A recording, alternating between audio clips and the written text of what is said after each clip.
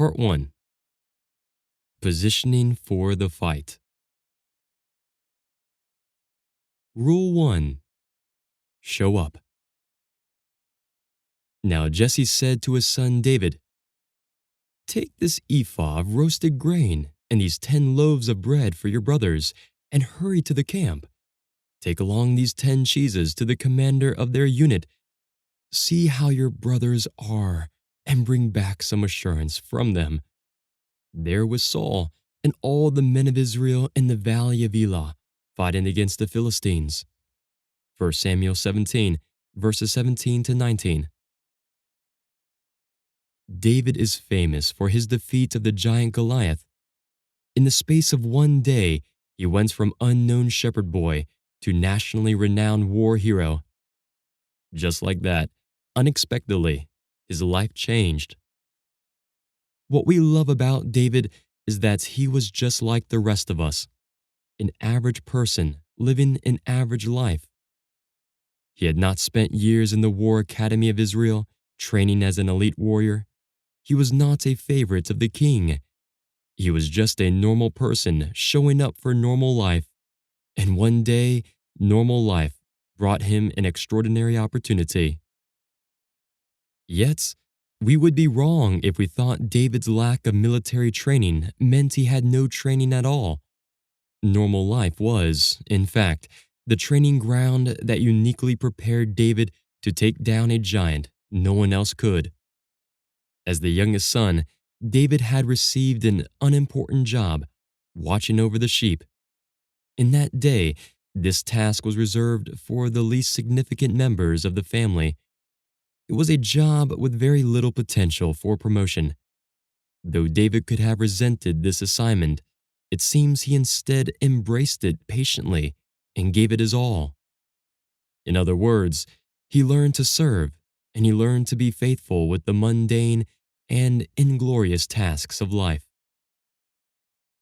When the prophet Samuel visited David's father, Jesse, to anoint the future king from among his sons, Jesse did not deem David important enough to have him present at the meeting. Only when God rejected all the others did Samuel ask for and Jesse procure his youngest son. This is the position David held in his family. Even after Samuel anointed him as the future king of Israel, David was sent back to the sheep while his older brothers went off to war. Clearly, David was accustomed to serving, as we see in the start of the story, when Jesse sends him on an errand to deliver food to his brothers.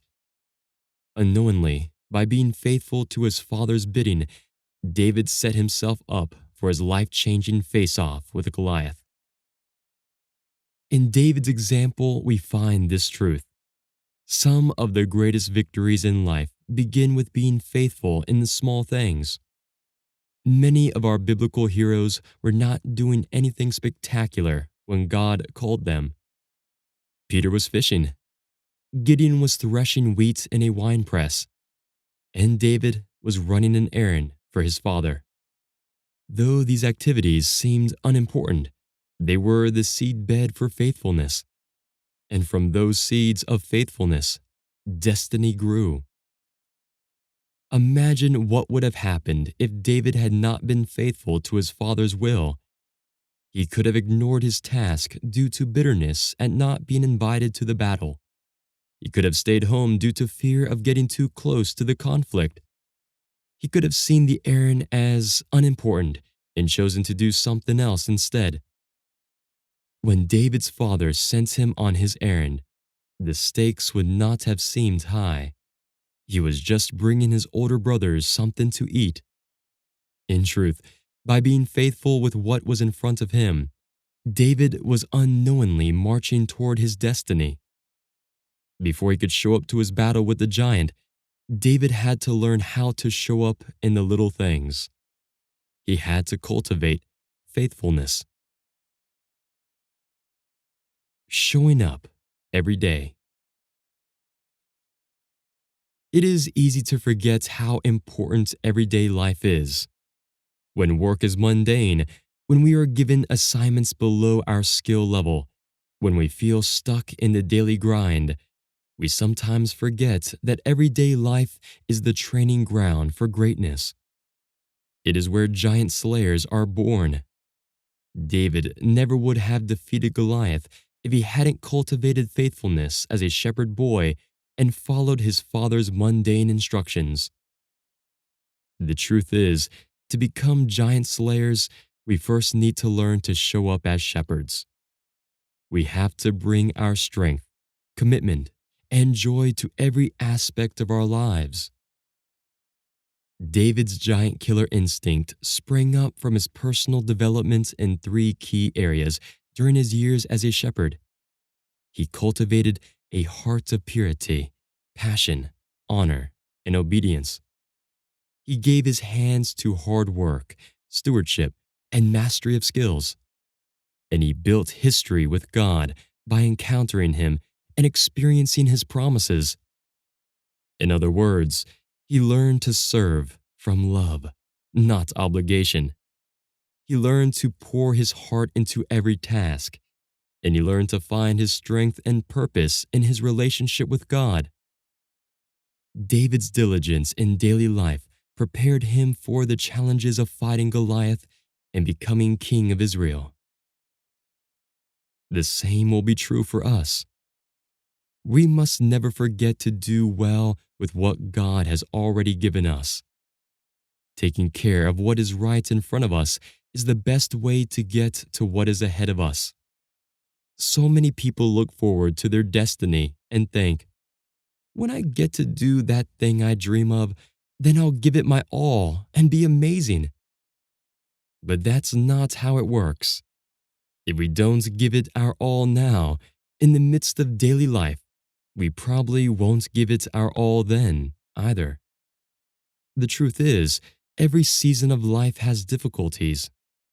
Every season of life can, at times, feel boring or frustrating. We will always have the option to give minimal effort or to give up altogether. Showing up in the small things is what prepares us to show up when we face the greater pressures of the battlefield and the throne room. This was true for David, and it's true for us too.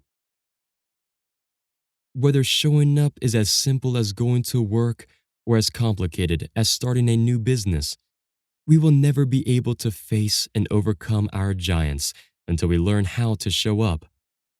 Sadly, for this very reason, many people never reach their destiny. They fail to cultivate faithfulness in daily life and are, therefore, unprepared for the greatness they are meant for. God does not send us into battles unprepared. He does not send us in where we cannot win. But we must embrace the training process. We must learn faithfulness. I have learned this in my own life over and over. One of the most remarkable instances of faithfulness leading to a major victory in my life began in the year 2000, when I had an amazing baptism of love experience. As part of this experience with God, I received the spirit of sonship and a spirit of adoption. I also moved into a position of honor toward my spiritual father, Jack Taylor. At the time, I did not know how this spirit of sonship and adoption would relate to my calling. I simply knew that God had expanded my heart as a son, and I embraced it as fully as I could.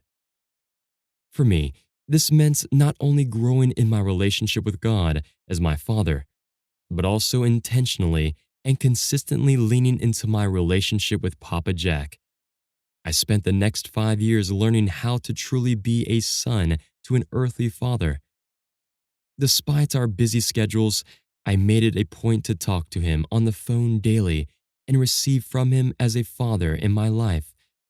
I still do this 16 years later. After 5 years of leaning my heart toward my spiritual dad and truly becoming a son to him, a surprising fruit bloomed out of my faithfulness. On a trip to the Middle East, I had the opportunity to meet one of the top Muslim scholars and leaders in the world. When I entered the house to meet with this man, I did not come to him as a Christian leader meeting with a Muslim leader. Instead, God showed me how to act as a son toward this Muslim leader. As a result, over time, this leader began to treat me like a son. The faithfulness I had cultivated in sonship with Jack Taylor enabled me to connect in a surprising way with this Muslim leader. Through my training in sonship, I was uniquely prepared to speak the language of the Muslim culture and give honor to this father. Through sonship, I overcame animosity and created an open door of adoption and respect. Eventually, when this man passed away, his son, who is a key Islamic figure in his nation and holds a very powerful position, began to call me his brother. As a result, doors in the Middle East began to open before me. Suddenly, I had favor with many Muslim leaders and scholars. In the years since then, this favor has only increased. Now, after 16 years of daily talking to my spiritual father and positioning myself as a son, some of the leaders of the nation started to honor me as a spiritual father. This fruit of destiny was hidden in the call to be faithful in sonship. I did not know that something as simple and ordinary as learning how to be a son would open incredible doors for my calling. I did not know it would enable me to befriend and influence many Muslim leaders. All I knew was that God had given me a gift, and I needed to embrace it wholeheartedly and be faithful. Like David, I learned to be faithful as a son, and as a result, I was prepared and positioned for my moments of breakthrough. Before David was ready to face Goliath and step into prominence, he needed to be faithful as a son. He needed to be willing, in the natural, to serve his father's dream and live an ordinary life with excellence. Doing so led him toward the moment when he was able to step onto the battlefield and into his destiny. Showing up to the battle. As David so clearly shows us, faithfulness in our daily lives is a skill that will enable us to be who we are made to be. It will enable us to step into destiny and show up to the battle as giant slayers. As children of God, we are designed to destroy the giants in our lives. It's who we are made to be. The ability to overcome is an integral part of our new creation identity. It is our nature to step up and demonstrate the supremacy of heaven in every situation. But we always have a choice. We get to decide whether we will live in that identity or not. Learning to do so is a process, and faithfulness is our teacher. It develops in us the character, the ability to show up, that we need to face our giants and win. When we know who we are, we will show up for daily life, and by doing so, we will prepare ourselves to show up for battle. We see this in David's life. He chose to show up in daily life, serving his family, working as a shepherd, running an errand for his father. And when that faithfulness took him to a battlefield, he chose to show up in answer to Goliath's threats. There were 100 moments when David could have chosen to avoid the confrontation with Goliath. Instead, David showed up every time, and he is remembered by history because of it. Showing up is half the battle. We may not win every battle, but we will lose every battle we don't show up to. I've learned the truth of this in my own life over and over. One giant in particular has taught me the importance of simply showing up, no matter what. This giant entered my life in a sudden and unexpected way while I was relaxing in a swimming pool. At the time, I was pastoring a small Baptist church in Norway. Every year, all the Baptist pastors in the area came together to share fellowship and wisdom. At that gathering, while resting on a bench in one of the many pools at the retreat center, conversing with several other pastors, I met my giant. Without saying a word, for no apparent reason, one of the pastors, messing around, tried to dunk me by jumping directly onto my head. The man, who was a reasonable size, landed square on the top of my head, causing my spine to compress like a spring. Pain shot up my back like lightning, so hot and sudden that my mind went momentarily blank. Later, when asked, the man who had jumped on me couldn't say why he had done what he did. Even the other pastors there were confused as to why it had happened. Something just came over him. Despite the pain, I tried to attend the meeting later that evening, but as I listened to the speaker, my condition began to worsen. My vision blurred, and the room began to feel swimmy and uneven. I tried to focus on the pastor sharing at the front of the room, but I began to see double and feel nauseated. I made it back to my room just as the vomiting started. Even with all the lights off and the windows covered, I felt trapped in a whirling blur of pain and confusion. Eventually, the people staying in the room with me decided to take me to the hospital. The subsequent weeks were filled with uncomfortable tests, prying questions, endlessly increasing pain, and the cold fear of uncertainty. Everything hurt. Light stung my eyes. Lying on my bed in any position caused pain. Standing or moving sent pain bouncing throughout my body. Even looking down to read my Bible caused hours-long migraines. Medication caused as much haziness as it did relief. Even moderate sounds sent a pounding ache through my head. There was no escape. As this continued, questions and doubts filled my mind. Will I ever play ball with my son again? Will I ever be able to hug my wife without pain shooting up my spine? Will I ever be able to preach again? For 6 months, I experienced little else but pain and uncertainty. And worst of all, during this time of confusion and agony, I couldn't feel God's presence. I remember the day I hit rock bottom, the day I felt the full weight of despair. I felt mad at God. I felt bitter. Why me? I wondered. I had preached the gospel. I had taken care of my body. What had I done to deserve this? Why should I lose everything I love in one fell swoop? I will never be able to exercise again. I will never be able to love my wife or my children the way I want to. I will be in torment forever. I felt absolutely hopeless. Then, in the middle of my sorrow, I felt the presence of God come. He came like a dove resting on my shoulder, a simple and silent weight that brought little more than quiet warmth. He did not bring the answer to all my questions and fears. He simply brought his presence. Slowly, day by day, I learned to focus on his presence. In that season, that was what it meant for me to show up, and many days it took all the determination I had. When I lost my focus on his presence, I could feel it in my body.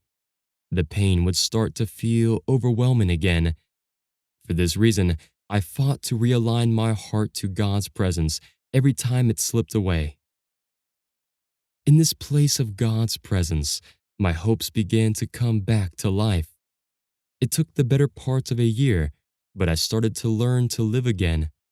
I learned to trust the Holy Spirit and partner with Him, both physically and spiritually. He taught me how to prepare when I was entering a place with a lot of loud sounds. He gave me the courage to get back to the gym and start from the ground up.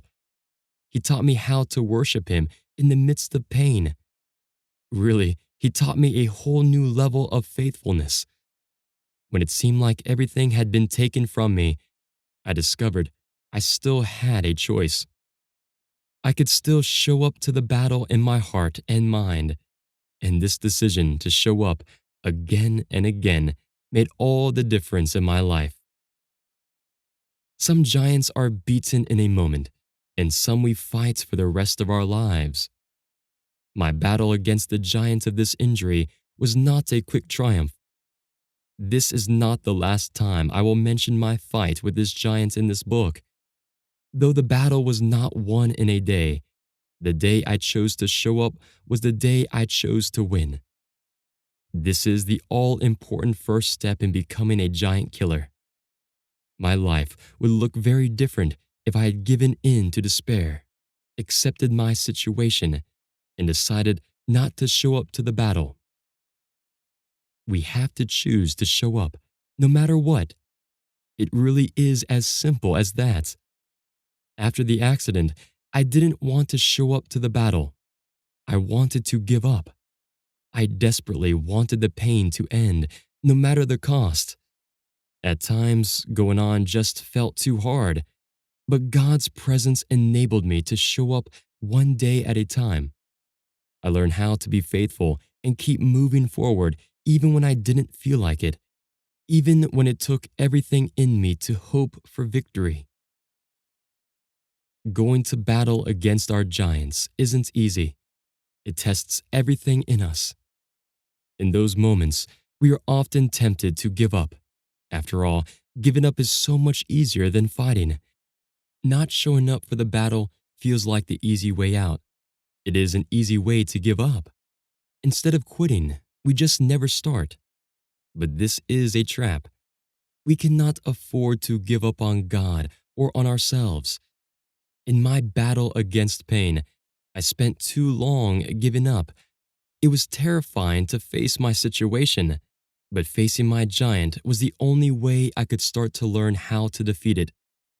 I did not feel capable of winning, but I knew for sure that if I never faced my giant, it certainly would destroy me. We all have different giants in our lives. No matter how big or small these giants are, the first step in defeating them is the same: showing up to the battle. The cost of not showing up. Obviously, we will lose every battle we don't show up to. We will never defeat our giants unless we first decide to show up to fight them. However, many people still choose not to show up to the battle, in part because they do not know how much it will cost them. When we decide to avoid giants in our lives, the consequences are twofold. First, we hinder our ability to walk in our destiny. As children of God, made in His image, we are people of destiny. We are destined to overcome giants and to accomplish great feats for the kingdom of God. When we choose not to show up to the battle, we are, by default, choosing not to pursue our destiny. We are choosing not to be who God made us to be. Doing this changes us. Though we are meant to be more than overcomers, we aren't overcoming anything, and as a result, we are not living out our purpose. The cost of this is heartbreaking, as we see in an example from the later part of David's life. Though he had cultivated faithfulness early in his life and had learned how to show up in his battle against Goliath and many giants after, at some point David became comfortable.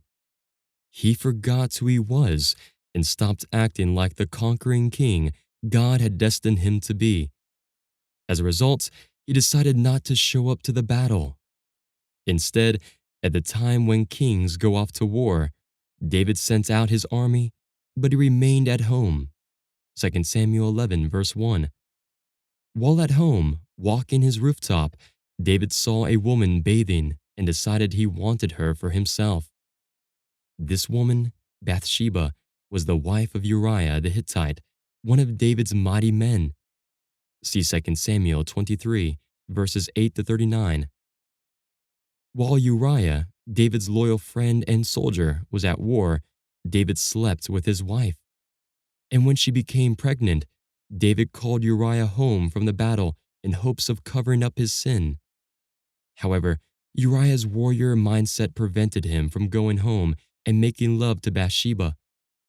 When David discovered that Uriah was sleeping at the palace entrance with the servants, David asked him why he hadn't gone home.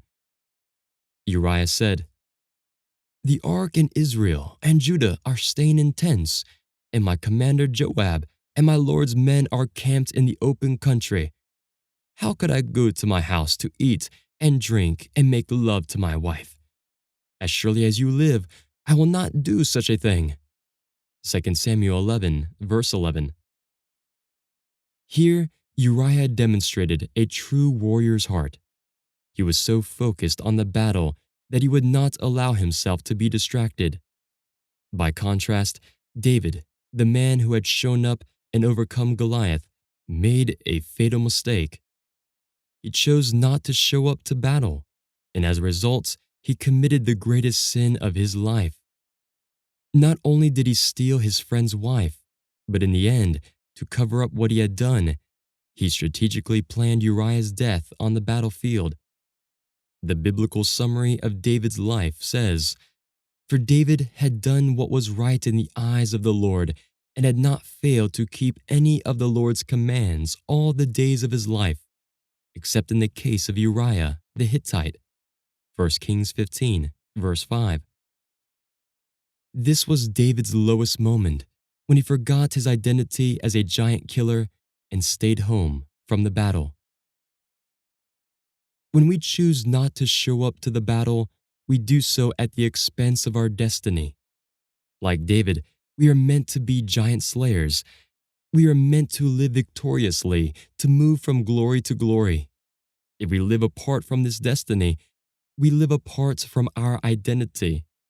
If we move away from our heavenly identity, we are likely to start living in ways that are not heavenly. This is exactly what happened to David, and it is what happens to many Christians who, at some point, decide the battle is too difficult or inconvenient and choose not to show up. The second cost of avoiding our giants is that we leave undefeated giants in our lives and in the world. In doing so, we actually give them power over us and the people around us. Instead of taking our rightful authority as children of God and serving notice to these giants, we enable their presence by doing nothing.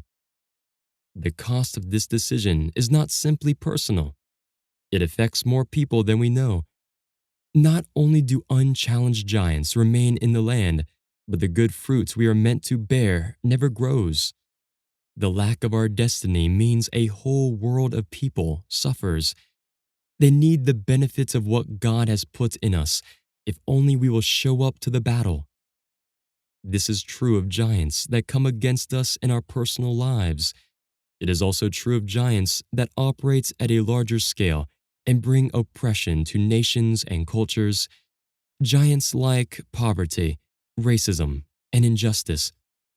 We live in a world of giants, and it is our job as children of God to kill those giants, both in our personal lives and in the world around us.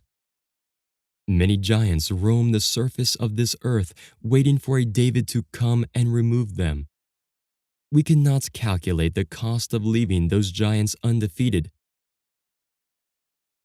It can be easy to believe the lie that facing our giants is not worth the effort. When we see the enormity of the obstacles at hand, when we feel the pain of pushing through them, it can be easy to become convinced that our struggles will have no lasting effects. Tragically, we usually cannot see how much we have missed out on until we look back at the battles that we did not fight. The greatest rewards often are not apparent until after the battle is won. David knew he would be given money and be allowed to take the king's daughter as a wife if he defeated Goliath. But he did not yet know that this was a victory that would be the foundation of hundreds and hundreds of more victories throughout his life. It would be years before he would know how many victories his battle with Goliath had set the stage for. Certainly, no one of us can defeat all of the giants in the land, but we are each called and uniquely prepared to battle certain giants. Problems exist that we are meant to solve. We may, in fact, be the only solution to some problems. I am tired of seeing giants rule in people's lives and circumstances. I am tired of seeing giants rule entire parts of our world. God's kingdom is filled with a vast army of giant slayers. It is time for us to stand up and show up to do our job. The first step is simply deciding to show up in daily life. This is the most important training every giant slayer needs because it cultivates a heart of faithfulness and obedience in us. Then, when the battles come, as they surely will, we must decide to show up again and again. We are all in different stages in our journey with God. Some of us have defeated many giants. Others are facing their first giant. Some are thriving in life. Others are suffering. For some of us, showing up looks like leaving the comfort and familiarity of our day-to-day lives in order to pursue a call from God. For others, showing up looks like having the courage to get out of bed in the morning. No matter where we are in life, we have a choice. We may think nothing will come of standing up to our giants. The truth is, there is no limit to the good we can bring to the world when, with the Holy Spirit at our side, we step out on the battlefield. The question is, are we going to show up to the battle or not? Questions to ponder. 1. When you hear the name Goliath, what images stir in your spirit? 2. David faced a real giant named Goliath. How do you think this victory affected his life? 3. David's giant had a name. List below the names of your giants. 4. Have you missed any of your battles? Was there a time when you didn't show up? Ask the Holy Spirit to show you how you can show up for those battles now, and write down what you hear. Declaration. Read this declaration aloud in an authoritative voice, choosing to agree in your heart with these words. I am created to be a giant slayer. It is part of my destiny on this earth. Even if I don't feel capable, I know the grace of God in my life makes me capable for every battle I face. So, I choose today to show up in every aspect of my life, to live intentionally and faithfully. And I declare, I am a giant slayer.